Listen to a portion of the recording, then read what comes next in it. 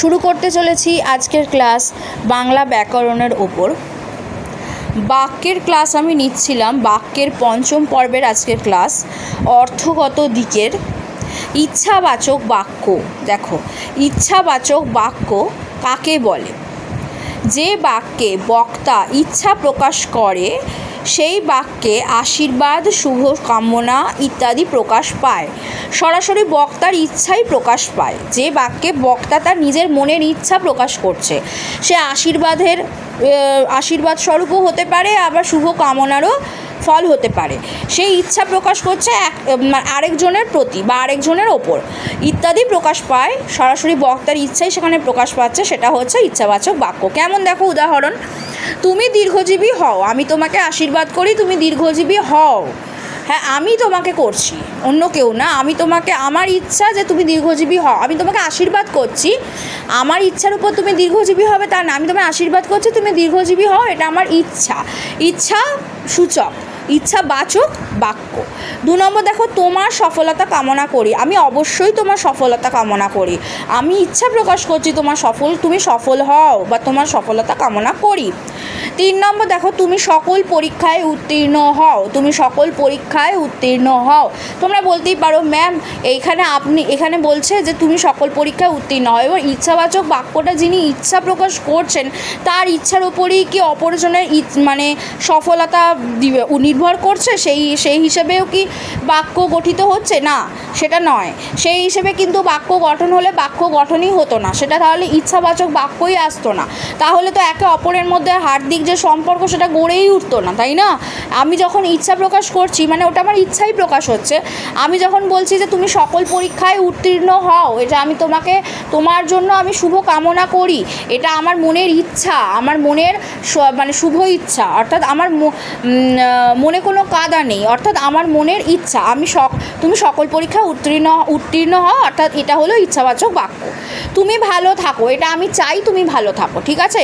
আমি চাই তুমি ভালো থাকো, তাহলে এটা আমার ইচ্ছা প্রকাশ করছি, আমার মনে ইচ্ছা যে তুমি ভালো থাকো, এটা আমার নিজস্ব ইচ্ছা বা তোমার প্রতি আমার ইচ্ছা। বুঝতে পেরেছো? তোমার প্রতি আমার ইচ্ছা, আমার মনের সম্পূর্ণ সমগ্রতা দিয়ে বা সমগ্র দিয়ে আমি ইচ্ছা প্রকাশ করছি, সেটাই হলো ইচ্ছাবাচক বাক্য। 5, কাল সন্ধ্যের সময় তোমার বাড়ি যেতে চাই, আমার ইচ্ছা আমি যেতে চাই, এরকম একটা দিয়েছি দেখো, কাল সন্ধ্যার সময় তোমার বাড়ি যেতে চাই, সেটা যে বলছে তার নিজের মনের ইচ্ছা প্রকাশ পাচ্ছে, ঠিক আছে? এবার কারুর প্রতি যখন ইচ্ছা, যেটা আশীর্বাদ হতে পারে, শুভ কামনা, সেটাও একটা ইচ্ছাই হয়। সেটা হলো তুমি দীর্ঘজীবী হও, তোমার সফলতা কামনা করি, তুমি সকল পরীক্ষায় উত্তীর্ণ হও, তুমি ভালো থাকো আর 5 নম্বরটা দেখো, সে তার নিজের ইচ্ছা প্রকাশ করছে, সেটা হলো কাল সন্ধ্যের সময় তোমার বাড়ি যেতে চাই। ইচ্ছাবাচক বাক্যের অপর নাম হলো ইচ্ছাসূচক বাক্য। তাহলে যদি প্রশ্ন আসে যে ইচ্ছাবাচক বাক্যের অপর নাম কি, তখন হবে ইচ্ছাসূচক বাক্য। আশা করি এই কয়েকটা উদাহরণে তোমাদের ইচ্ছাবাচক বাক্য ক্লিয়ার হয়ে গেছে। আশা করি তোমাদের আর কোথাও বুঝতে অসুবিধা হওয়ার কথা নয়। চলে যাচ্ছে প্রার্থনাসূচক বাক্যে। প্রার্থনাসূচক বাক্য কি? প্রার্থনা সবসময় কিন্তু ঈশ্বরকে উদ্দেশ্য করেই কিন্তু প্রার্থনা হয়ে থাকে, তাই তো? প্রার্থনা কথাটা বা শব্দটাই এসেছে ঈশ্বরকে কেন্দ্র করে। প্রার্থনা, আমরা কিন্তু প্রার্থনা ভগবানের প্রতি করে থাকি। আমি প্রার্থনা করি তোমার ভালো হোক, আমি প্রার্থনা করি তোমার ভালো হোক। প্রার্থনা আমি কার প্রতি করছি? ভগবানের প্রতি করছি, যেন তোমাকে উনি আশীর্বাদ করেন, তোমার ভালো হোক, তাই না? মানে যখন প্রার্থনা সূচক বাক্য আসে তখন আমার আর তোমার মাঝে কিন্তু তৃতীয় আরেকজন আছেন, তিনি হচ্ছেন ঈশ্বর বা ভগবান, কারণ তার মাধ্যমেই প্রার্থনাটা কিন্তু সফল বা বাস্তবায়িত হবে, না হলে প্রার্থনা কিন্তু হবে না, প্রার্থনার বাস্তবায়ন ঘটবে না। সেখানে কিন্তু আমার ইচ্ছের ওপর কিন্তু ডিপেন্ড করছে না, আর সেটা প্রার্থনার ওপর ডিপেন্ড করছে, তখন হচ্ছে প্রার্থনাসূচক বাক্য। কেমন দেখো, যে বাক্যে বক্তা কোনো প্রার্থনা করে তাকে বলে প্রার্থনাসূচক বাক্য, যে বাক্যে বক্তা কোনো প্রার্থনা করে তাকে বলে প্রার্থনাসূচক বাক্য। এখানে সরাসরি ঈশ্বরের সঙ্গে সম্পর্ক গড়ে উঠছে সরাসরি সম্পর্ক। আমরা যখন ঈশ্বরের কাছে বসে প্রার্থনা করি, ভগবান আমাকে এইটা যেন আমার হয়ে যায়, ভগবান আমাকে এই দাও, ভগবান আমাকে ওই দাও, আমরা কি সেই রকমভাবে বলি? হ্যাঁ, ছোটরা বলে ভগবান আমাকে সরস্বতী পুজোর সময় ঠাকুর আমাকে বিদ্যে দাও, বুদ্ধি দাও। এইগুলো তার মনের ইচ্ছা, ভগবানের কাছে মনের ইচ্ছা প্রকাশ করছে। সেই ইচ্ছা প্রকাশের মধ্যে দিয়ে সে ভগবানের কাছে প্রার্থনা করছে। ভগবানের কাছে মনের ইচ্ছা প্রকাশটা কী করে করে? প্রার্থনা করার সময়ই তো করে, ভগবান যেন আমার এইটা হয়ে যায়, ভগবান যেন আমার আমি যেন এইভাবে এইটা উত্তীর্ণ হতে পারি, আমার যেন এটা আমি সফল হই। বড়রা আমরা যখন প্রার্থনা করি তখন কিভাবে করে থাকি? এইভাবে যেন আমার এই কাজটা যেন হয়ে যায়, সফলভাবে যেন করতে পারি।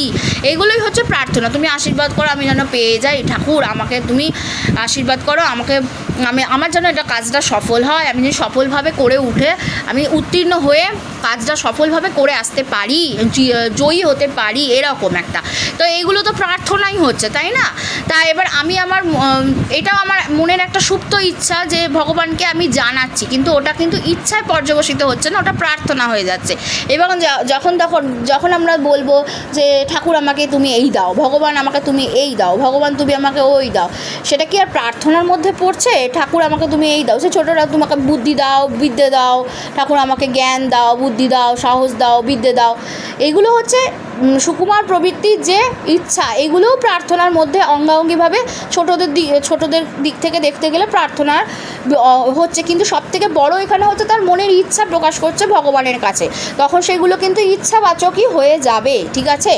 আচ্ছা, তখন হবে ইচ্ছা পূরণ, তোমার ইচ্ছা পূরণ হোক। আমরা যখন বলি, কেউ যখন কোনো আবদার করে, যেমন বড়দের কাছে ছোটরা আবদার করে, আমার এইটা চাই, আমাকে ওইটা দাও, সেইটা দাও, তখন বলি ঠিক আছে তোমার ইচ্ছা, আমার ওইটা চাই, তুমি কি হতে চাও, আমি এইটা, তাহলে ঠিক আছে তোমার ইচ্ছা পূরণ হোক।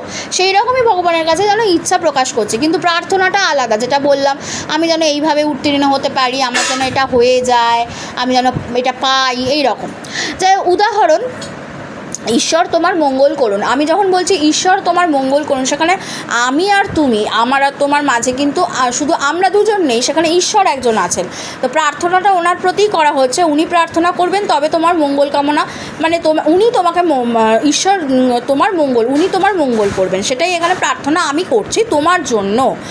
2 নম্বর দেখো, জগদীশ্বর তোমার মঙ্গল করুন, জগদীশ্বর তোমার মঙ্গল করুন। 3 হচ্ছে তোমার চলার পথ বাধামুক্ত হোক, তোমার চলার পথ বাধামুক্ত হোক। এটা আমি দেখো তোমাদের ভাব বাচ্চে বললাম, তাই তো?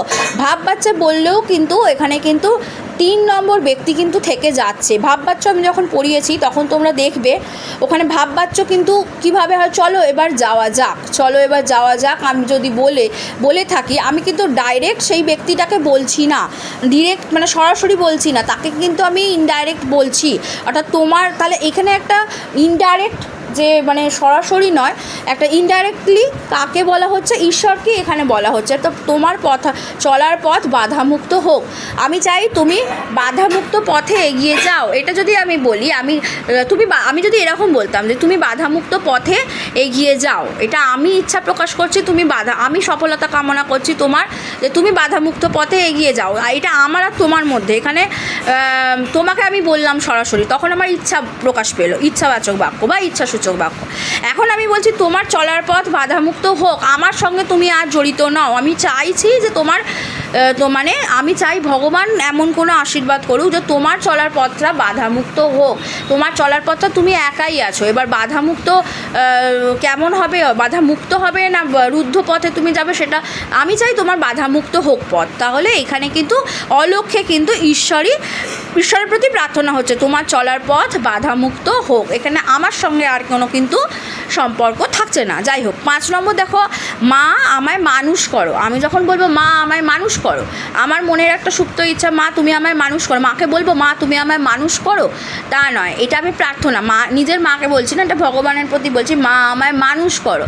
এই যে আমরা এটা আমাদের কি ইচ্ছা প্রকাশের সাথে সাথে কিন্তু প্রার্থনাও হচ্ছে। আমি বলছি মা আমায় মানুষ করো, মা আমায় মানুষ নাও করতে পারে, ধরে নাও মা আমায় মানুষ কেন করবে। এবার আমি যদি এটা যখন প্রার্থনায় পর্যবসিত হচ্ছে, তখন আমি ভগবানকে বলছি মা আমায় তুমি মানুষ করো, ঠিক আছে?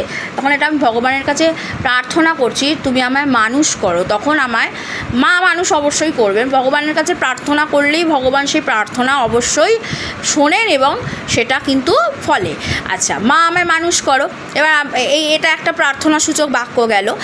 6 নম্বর দেখো, আমায় দে মা তবিলদারি। এটা কাকে বলা হচ্ছে? এইখানে দেখবে এটা কিন্তু দে মা তবিলদারি শাক্ত পদাবলী থেকে একটা উদ্ধৃতি এখানে দেওয়া, একটা উদাহরণ আছে যে মা আমায় দে মা তবিলদারি। মা কালীকে এখানে বলছেন ভক্ত যে আমায় মা তবিলদারি দাও। তার মানে কি, মানে এখানে তার মা আমার তবিলদারি চাই, এরকম আমার ভেতরে একদম সুপ্ত ইচ্ছা, কিন্তু সেটা ইচ্ছাটা বড় থেকেও বড় হচ্ছে প্রার্থনাটা, ঠিক আছে? প্রার্থনাটা, আমার ইচ্ছা তো একদম সুপ্ত ইচ্ছা আছেই, কিন্তু সব থেকে বড় হচ্ছে কি আমার প্রার্থনাটা। তখন কিন্তু একদম সরাসরি আমি যখন ঈশ্বরের কাছে বসছি তখন কিন্তু প্রার্থনাই করছি ঈশ্বরের কাছে। তখন আমরা কিন্তু প্রত্যেকে প্রার্থনাই করি। আমরা যখন বলি ঈশ্বর আমার মনস্কামনা পূর্ণ করুন, ঈশ্বর আমার সকল মনস্কামনা যেন পূর্ণ হয়, যেন কথাটা আছে, যেন পূর্ণ হয়, আমার ইচ্ছা পূরণ যেন হয়, এগুলো তো আমরা প্রার্থনা করছি। প্রার্থনা মা আমার ইচ্ছা পূরণ করো, মা ঠাকুর আমার ইচ্ছা পূরণ করো, ঠাকুর আমার মনস্কামনা পূর্ণ করো। হ্যাঁ, এগুলো যদি বলি এগুলো আমাদের মনে সুপ্ত ইচ্ছা, কিন্তু আমরা করি কি হাত জোর করে করজোরে করে থাকি, সেটা প্রার্থনাই হচ্ছে, ঠিক আছে? ভালো করে বুঝবে, এগুলো অর্থগত দিক, কিন্তু বারবার বলে দিচ্ছি এটা কিন্তু অর্থগত দিক থেকে বাক্যের শ্রেণীবিভাগ হচ্ছে, যাতা জিনিস নয়, ভালো করে বুঝবে। 6 নম্বরে তাহলে হলো আমায় দে মা তবিলদারি। এই গেল প্রার্থনাসূচক বাক্য। দেখো তোমাদের অর্থগত দিক থেকে 7 রকমের বলা আছে, অর্থগত দিক থেকে বাক্যের শ্রেণীবিভাগে 7 রকম বাক্য আছে। নির্দেশক, ইচ্ছাসূচক, আরও যেগুলো প্রশ্নবোধক, আবেগসূচক, অনুজ্ঞা, এগুলো আছে। কিন্তু আমি বলি যে 7 রকম হলেও আমি ইচ্ছাবাচকের সাথে কিন্তু প্রার্থনা সূচকটা একটুখানি তোমাদের দিয়ে দিলাম, কেননা ইচ্ছাবাচক বাক্য অনেকে কিন্তু তোমরা ভুল করে প্রার্থনা সূচক করে দেবে না, বা আমি কিন্তু যেখানে শ্রেণী বিভাগ পড়িয়েছি সেখানে কিন্তু প্রার্থনা সূচক আর ইচ্ছাবাচক একসাথে রাখিনি, আমি 7 প্রকারই রেখেছি। যদি প্রশ্ন আসে অর্থগত দিক থেকে বাক্য কত রকম, তখন তোমরা কিন্তু 7ই বলবে। কিন্তু দেখো ইচ্ছাবাচক আমার মনে হয় এটা 7 রকম না করে 8 রকম যদি হয় তাহলে ভালো হয়, কিন্তু সেটা তো এই মুহূর্তে আমি তোমাদের পড়াচ্ছি। প্রার্থনা সূচক বাক্যটা কিন্তু থাকা দরকার আছে। অনেক জায়গায় প্রার্থনা সূচক বাক্য নেই, তো ইচ্ছাবাচক বাক্য দিয়েই কিন্তু 7 প্রকারকে ভাগ করা হয়েছে। তো ইচ্ছাবাচক বাক্য, প্রার্থনা সূচক বাক্য কিন্তু অনেক জায়গাতে আবার ছিল আগে, এখন নেই। আমি দুটো একসাথে পড়িয়ে দিলাম, ইচ্ছাবাচক বাক্য আর প্রার্থনা সূচক বাক্য, এই দুটো কিন্তু সম্পূর্ণ আলাদা। সুতরাং তোমাদের সম্পূর্ণ আলাদাভাবেই কিন্তু এই দুটোকে বুঝতে হবে। আর আশা করি তোমাদের বুঝতে ক্লাসটা অসুবিধে হয়নি। এর পরের ক্লাসগুলো পাওয়ার জন্য সাবস্ক্রাইব করে রাখো, বেল আইকন দিয়ে রাখো, লাইক করো, বন্ধুদের সাথে শেয়ার করো। পরের ক্লাসে থাকছে 5ম পর্বের পর 6ষ্ঠ পর্ব, অর্থগত দিকে 6ষ্ঠ পর্বের ক্লাস। আজকে এই পর্যন্তই আলোচনা। Thank you students, thank you so much.